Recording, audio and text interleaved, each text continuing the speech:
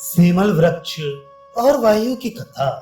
राजा युधिष्ठिर ने कहा, पितामह, यदि कोई कमजोर मनुष्य मूर्खता से अपने पास रहने वाले किसी बलवान मनुष्य से वैर बांध ले और वे क्रोध में भरकर आए, तो उसे उससे किस प्रकार अपना बचाव करना चाहिए। भीष्म जी बोले, भरत श्रेष्ठ, इस विषय में सेमल वृक्ष और वायु का संवाद रूप ये पुरातन इतिहास प्रसिद्ध है। बहुत दिन हुए हिमालय के ऊपर एक बहुत बड़ा सेमल का वृक्ष था। हरे भरे पत्तों से लदी हुई उसकी लंबी लंबी शाखाएं सब ओर फैली हुई थी। उसके नीचे अनेकों मतवाले हाथी और मृग आदि विश्राम करते थे। उसकी छाया बड़ी ही घनी थी तथा उसका घेरा 400 हाथ था। अनेकों व्यापारी और वन में रहने वाले तपस्वी लोग मार्ग में जाते समय उसके नीचे ठहरते थे। एक दिन श्री नारद जी उधर से होकर निकले। उन्होंने उसकी लंबी लंबी शाखाएं और चारों ओर झूमती हुई डालियां देखकर उसके पास जाकर कहा, शाल्मली, तुम बड़े ही रमणीय और मनोहर हो। वृक्ष प्रवर, तुम्हारे कारण हमें नित्य ही बड़ा सुख मिलता है। तुम्हारी छत्र छाया में अनेकों पक्षी, मृग और गज सर्वदा निवास करते हैं। मैं देखता हूँ तुम्हारी लंबी लंबी शाखा और सघन डालियों को वायु कभी नहीं तोड़ता। सो क्या पवन देव का तुम्हारे ऊपर विशेष प्रेम है अथवा वह तुम्हारा मित्र है, जिससे कि इस वन में वह सदा ही तुम्हारी रक्षा करता है। अजी, ये वायु तो जब वेग भरता है तो छोटे बड़े सभी प्रकार के वृक्षों और पर्वत शिखरों को भी अपने स्थान से हिला देता है। अवश्य भीषण होने पर भी तुमसे बंधुत्व या मैत्री मानने के कारण ही वायुदेव सर्वदा तुम्हारी रक्षा करता रहता है। मालूम होता है तुम वायु के सामने अत्यंत विनम्र होकर कहते होगे कि मैं तो आपका ही हूँ, इसी से वह तुम्हारी रक्षा करता है। सेमल ने कहा, ब्राह्मण, वायु ना तो मेरा मित्र है, न बंधु है और न सुहृद है। वह ब्रह्मा भी नहीं है जो मेरी रक्षा करेगा, किंतु मेरे अंदर जो भीषण बल और पराक्रम है उसके आगे वायु की शक्ति 18वें अंश के बराबर भी नहीं है। जिस समय वह वृक्ष, पर्वत या दूसरी वस्तुओं को तोड़ता फोड़ता मेरे पास पहुंचता है, उस समय मैं अपने पराक्रम से उसकी गति रोक देता हूँ। नारद जी ने कहा, शाल्मली, इस विषय में तुम्हारी दृष्टि निसंदेह ठीक नहीं है। संसार में वायु के समान तो कोई भी बलवान नहीं है। उसकी बराबरी तो इंद्र, यम, कुबेर और वरुण भी नहीं कर सकते। फिर तुम्हारी तो बात ही क्या है। संसार में जीव जितनी भी चेष्टाएं करते हैं उन सबका हेतु प्राणप्रद वायु ही है।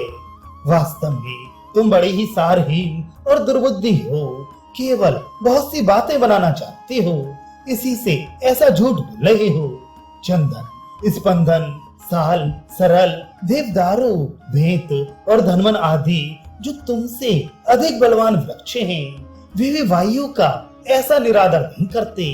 वे अपने और वायु के बल को अच्छी तरह जानते हैं, इसी से वे सदा उसे सिर झुकाते हैं। तुम जो वायु के अनंत बल को नहीं जानते, ये तुम्हारा मोह ही है। अच्छा, तो अब मैं भी वायु के पास जाकर तुम्हारी ये बातें सुनाता हूँ। भीष्म जी कहते हैं, राजन, शाल्मली को इस प्रकार डपटकर ब्रह्मवेत्ताओं में श्रेष्ठ नारद ने वायुदेव के पास आकर उसकी सब बातें सुना दी। इससे उसे बड़ा क्रोध हुआ और वह उस सेमल के पास जाकर कहने लगा, शाल्मली, जिस समय नारद जी तेरे पास होकर निकले थे उस समय क्या तूने उनसे मेरी निंदा की थी? तू जानता नहीं मैं साक्षात वायुदेव हूँ। देख, मैं अभी तुझे अपनी शक्ति का परिचय कराए देता हूँ। ब्रह्मा जी ने प्रजा की उत्पत्ति करते समय तेरी छाया में विश्राम किया था, इसी से मैं अब तक तुझ पर कृपा करता आ रहा था और तू मेरी झपट से बचा रहता था। परंतु अब तो तू एक साधारण जीव के समान मेरी अवज्ञा करने लगा। अच्छा, तो ले, मैं तुझे अपना रूप दिखाता हूँ, जिससे फिर कभी तुझे मेरा तिरस्कार करने का साहस ना हो। वायु के इस प्रकार कहने पर सेमल ने हंसकर कहा, पवन देव, यदि तुम मुझ पर कुपित हो तो अवश्य अपना रूप दिखाओ। देखे, क्रोध करके तुम मेरा क्या कर लेते हो। मैं तुमसे बल में कहीं बढ़ चढ़कर हूँ, इसलिए तुमसे जरा भी डर नहीं लगता। अजी, अधिक बलवान तो वे ही होते हैं जिनके पास बुद्धि बल होता है। जिनमें केवल शारीरिक बल होता है, उन्हें वास्तविक बलवान नहीं माना जाता। शाल्मली के ऐसा कहने पर पवन बोला, अच्छा, कल मैं तुझे अपना पराक्रम दिखाऊंगा। इतने ही में रात आ गई।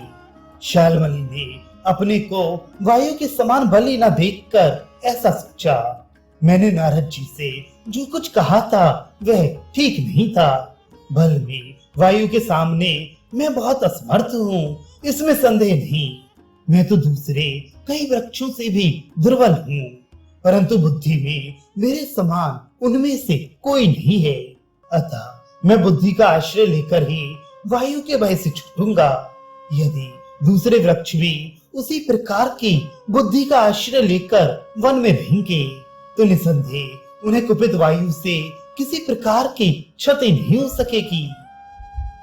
भीष्म जी कहते हैं, सेमल ने ऐसा विचार कर स्वयं ही अपनी शाखा, डालियां और फूल पत्ते आदि गिरा दिए तथा प्रातः काल आने वाले वायु की प्रतीक्षा करने लगा। समय होने पर वायु क्रोध से सनसनाता और अनेकों विशाल वृक्षों को धराशायी करता हुआ वहां आया।